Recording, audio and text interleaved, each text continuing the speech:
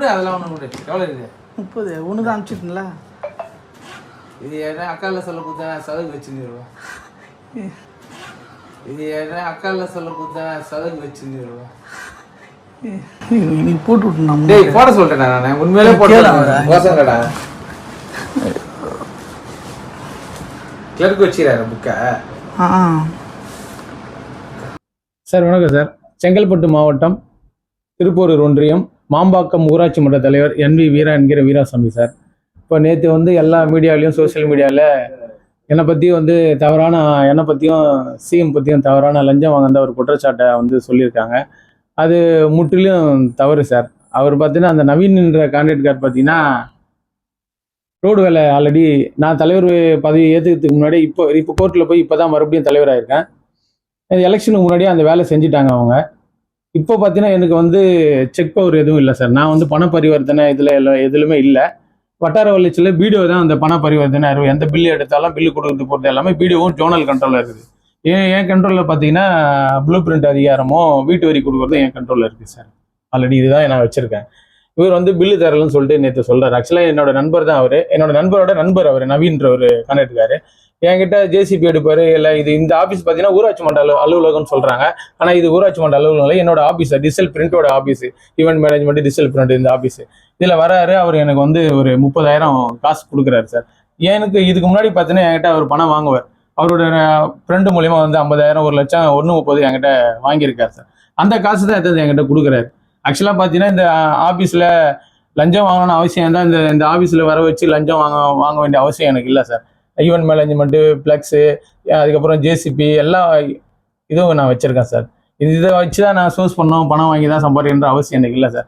இது என்ன பண்ணுற தமிழக முதலமைச்சர் பேரை கெடுக்கணும், தமிழக வெற்றி கழகத்தை என்னோட பேரை கெடுக்கணும், என்னை வளர்ச்சி பிடிக்காம இவங்க என்ன பண்ணுறாங்க, இது ஒரு செட் பண்ணி நம்ம கவுன்சிலர் அருண் இதே வருமானு சார். இவங்க ஆரம்பத்துலேருந்தே இதே வேலையை தான் பண்ணிட்டு இருக்காங்க. என் பேரை கெடுக்கணும், சிஎம் பேரை கெடுக்கணுன்ற இவங்க 2 பேரும் இவங்க செட் பண்ணி அமிச்சால தான் சார் அந்த நவீன் என்ற என்கிட்ட இப்போ எந்த அதிகாரம் இல்லையே சார். நான் ஒன்றும் பணம் கொடுக்க வேண்டிய அவசியமே இல்லையே.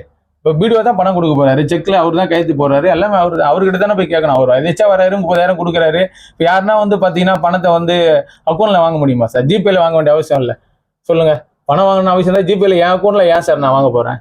சொல்லுங்க. அவர் கைமாத்தா வாங்கின காசு கொடுக்குறாரு. அதனால அக்கௌண்ட்ல 50,000 போடுறாரு. 9ஆம் தேதி ஒரு அமௌண்ட்டும் 11ஆம் தேதி ஒரு அமௌண்ட்டும். இப்போ நான் லஞ்சம் வாங்குறேன் அப்படின்னு அவர் நினைச்சிருந்தாருன்னா லஞ்ச ஒழிப்புத்துறையில் சொல்லி என்னை கையும் கொள்ளமா பிடிச்சி கொடுத்துருக்கலாமா சார்?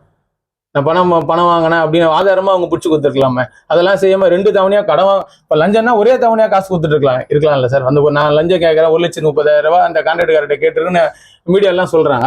இப்போ அது ஒரே அமௌண்ட்டா கொடுத்து கூட அவங்க பண்ணிருக்கலாமே. 11ஆம் தேதி ஒன்று கொடுக்குறாரு, 9ஆம் தேதி 50,000 50,000 கொடுத்துட்டு கையில வந்து 50,000 கொடுக்குறாரு. என்கிட்ட சொல்றாரு சார் ஒரு வீடியோ கிட்ட சொல்லி நீங்க அந்த பணத்தை ரிலீஸ் பண்ண சொல்லுங்கன்னு சொல்றாரு. நான் சொல்றேன்பா, சக நண்பரா சொல்றது தான் சார். நான் சொல்றேமான்றேன். கூட என்னோட மனைவி தான் சார் கூட இருந்தாங்க. அவங்களுக்கு எதுவுமே தெரியாது. இது என்ன பணம் ஏது பணமே தெரியாது. நான் அவங்ககிட்ட காசு இல்லைப்பா, கைமாத்தான் வாங்கின காசு தானே, லேட்டாக கொடுக்குறேன்னு சொல்லி அவர்கிட்ட நான் சொல்லிட்டு இந்த காசு கொடுக்க சொல்றேன். செலவு கூட 10 நிமிஷம் இல்லைப்பா, நீ இந்த கொடுக்குற காசுமான்னு சொல்லி அவர்கிட்ட சொல்றேன் சார். இது வேணும் முழுக்க தமிழ்நாடு முதலமைச்சர் பேரை கெடுக்கிறது, தமிழக வெற்றி கழகத்தை பேரை கெடுக்கிறதுக்கோசம் அவதூறு பரப்பணும் திமுகவால் இயற்றப்பட்ட சதிதான் சார். இது வேணுனே இது பண்றாங்க. இது ஒரு ஆதாரம் எல்லாம் எவிடன்ஸ் இல்லாம இதெல்லாம் வேணும்னே பண்ணிட்டு இருக்காங்க சார். ஆமா சார். இப்போ என்கிட்ட அதிகாரம் இல்லை சார். பில்லு இப்போ ஆக்சுவலா வந்து அவர் நான் பணம் வாங்கினேன்னு சொல்றாரு. இப்போ நான் பில்லு நான் பாஸ் பண்ணாதான் சார் அவர் பணத்தை என்கிட்ட கொடுக்கணும். பில் பாஸ் எங்க அதிகாரம் புள்ள செக் பவர் புள்ள பிடிஓட இருக்கு சொல்ல நான் எப்படி சார் பில்லை பாஸ் பண்ண முடியும்? அவர் பிடிஓ கூட தானே கேட்டு அவர் பில்லை வாங்கிக்கணும். என்கிட்ட சொல்ல வேண்டிய அவசியம் இல்லை. எனக்கு வந்து லஞ்ச பணமும் கொடுக்க வேண்டிய அவசியம் இல்லையா சார்? சொல்லுங்க. இதே உண்மைத்தன்மை தெரியுது. என்கிட்ட பணம் எந்த அதிகாரம் இல்லை சொல்ல பிடிஓ கிட்ட வாங்க வேண்டிய காசை வந்து என்கிட்ட கேட்கறாரு அவரு. நான் சொல்றேன்பான்னு சொல்றேன், அவ்வளவுதான். நான் சொல்றேன்பா, பிடிஓ கிட்ட சொல்றேன், நல்ல டைப் அவரு கொடுக்க சொல்றேன்பா, பில்லை வாங்கிக்கமான்னு சொல்றேன். சாதாரண நண்பர்களா எல்லாம் சொல்றது தானே சார். ஒரு தலைவர்ன்ற முறையில கொடுங்கன்னு சொல்ல போறேன், அவ்வளவுதான். இதை வந்து அவர் 30,000 கொடுத்துட்டு நான் லஞ்சம் கொடுத்தேன், நான் வாங்கினன்ற மாதிரி வந்து சிஎம் பேருக்கும் தமிழ் வெற்றி கழகத்துக்கும் இதை கெடுதலை அவப்பெயரை நற்பெயரை உண்டாக்கணும்னு அவங்க இதே வருமானம் அருணம் பண்ண வேலை தான் சார். வேணும்னே பண்றாங்க சார். அவரு என்கிட்ட வந்து ஒரு 25 நாளுக்கு முன்னாடி ஒரு கைமாத்தா வாங்குறாரு சார் பணம். அவங்க ஊர்ல ஒரு டெத் ஆகுது. அந்த டெத்துக்கு நான் போக சொல்ல நண்பர் அவர் தெரியும், நவீன் தெரியும், கைமாத்தா காசு வாங்குறாரு. 1.5 லட்சம் வாங்குறாரு. 50,000 கொடுக்குறாரு. 9ஆம் தேதி ஒரு 50,000 ஜிபேல அனுப்புறாரு. என்னோட ஓன் ஜிபேல அனுப்புறாரு.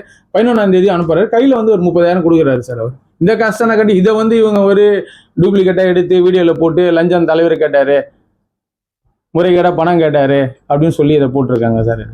நான் பணம் வாங்கினேன் அனுமதிச்சு எப்படி அவங்க அலுவலகத்துக்கு வரதுக்கு நீங்க எப்படி அனுமதிச்சீங்க சார். நான் தான் சார் அவர் வர சொன்னேன். லஞ்ச பணம் வாங்குறது இருந்தால் நான் ஏன் சார் என்னோட ஆஃபீஸில் வச்சு வாங்க முடியுமா சார்? வெளியில் கூட யார்கிட்டனா கொடுன்னு சொல்லியிருக்கலாம், யாரை கொண்டலாம் போடுப்பான்னு சொல்லியிருக்கலாம். இது லஞ்ச பணமே இல்லையா சார்? என்கிட்ட வாங்கின பைசாவை திருப்பி கொடுக்குறாரு, இதை வந்து லஞ்ச பணம் அவர் சொல்கிறாரு சார். அது அவர் இதுக்கெல்லாம் தூண்டுதல் திமுக தான் சார். ஃபுல்லாகவே அவங்க ஒன்றிய சேர்மனும் ஒன்றிய கவுன்சிலர் அருண்குமார் எதிர்வருமனும் தூண்டுதல் பேரில் அவரோட கான்ட்ராக்ட் தான் சார். எல்லா ஊராட்சியிலும் அவர் தான் இங்கே நவீன்றவர் தான் எல்லா ஊராட்சியில் வேலை செஞ்சுட்டு இருக்காரு. அவங்க தூண்டின் பேரில் காழ்ப்புணர்ச்சி காரணமாக இதை என் பேரை கெடுக்கிறதுக்கு, தமிழக வெற்றி பேரையும் முதலமைச்சர் பேரையும் கெடுக்கிறதுக்கோசம் இதை வந்து புட்டேஜ் எடுத்து போடுறாங்க சார். லஞ்சம் வாங்கினேன்னா என்னை பிடிச்சி கொடுத்து வேண்டி தானே சார்? லஞ்ச ஒழிப்புத்துறையில் பிடிச்சி ஆதாரமாக பிடிச்சி என்னை மாட்டி விட்டுருக்கலாம் நம்ம சார். உங்களுக்கும் அவருக்கும் என்ன தோன்றுதல்? ஏற்கனவே தமிழக கடந்த 3 வருஷத்துக்கு முன்னாடியே தமிழ்நாட்டிலேயே முதல் ஊராட்சி மன்ற தலைவராக தமிழக வெற்றி கழகத்தில் நான் தான் சார் ஜாயின் பண்ணேன். முதல் தலைவர், ஒரே தலைவர் ஊராட்சி மன்ற தலைவராக கரண்ட் பதவி இருக்க சொல்லியே போய் தமிழக வெற்றி கழகத்தில் நான் ஜாயின் பண்ணேன் சார். அது அவங்களுக்கு பிடிக்கல. ஆளுங்கட்சியிலேருந்து டிவிக்கு தமிழக வெற்றி கழகத்துக்கு போனதுனால அவங்களுக்கு பிடிக்கல சார். அதனால என்ன பண்ணாங்க, ஏன்னா தலைவர் பதவியிலேருந்து ஏதோ நிறைய குற்றச்சாட்டு வச்சு என்னை எடுத்தாங்க. தலைவர் பதவியில் வார்டு நம்பர் மூலியமா 5 குற்றச்சாட்டு வச்சு என்னை எடுத்தாங்க. நான் கோர்ட்டு மூலியமா அவங்க சொன்ன குற்றச்சாட்டுலாம் வந்து சேலஞ்ச் பண்ணி உடைச்செறிஞ்சு மறுபடியும் தலைவர் ஆகிட்டேன் சார். எதுவுமே அவங்களால சேலஞ்ச் பண்ண முடியல, ப்ரூவ் பண்ண முடியல. அவங்க வச்ச குற்றச்சாட்டுல மறுபடியும் தலைவர் ஆகிட்டேன். அதனால தளபதி பேரை கெடுக்கணும், என்னோட பேரை கெடுக்கணும், மறுபடியும் ஒரு தலைவர் ஆகிட்டாரு அப்படின்னு ஒரு காழ்ப்புணர்ச்சியில் அவங்க தொடர்ந்து இதே மாதிரி செயலில் ஈடுபடுறாங்க சார். லஞ்சம் வாங்கிட்டேன் ஏதோ ஒரு குற்றச்சாட்டு என் மேலே அவதூறு பரப்பிட்டே இருக்காங்க.